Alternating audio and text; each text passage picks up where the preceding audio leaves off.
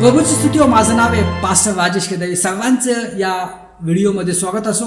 येशू ख्रिस्त आपल्या व आपल्या फॅमिलीला आशीर्वादित करून सुरक्षित ठेव. प्रियानो, हा संदेश खूप महत्त्वपूर्ण आहे कारण आपण अंतिम दिवसातून पोचलेलो आहे आणि कधी पण आता जे आहे जे शेवटच्या ज्या घटना आहेत त्या सुरू होऊ शकतात.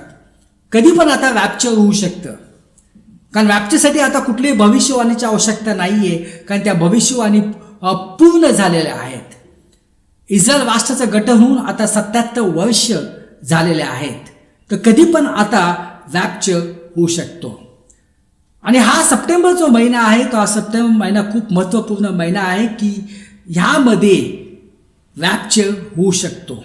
असे पुष्कळ लोक का म्हणतात की सप्टेंबर महिन्यामध्ये रॅप्चर होऊ शकतो.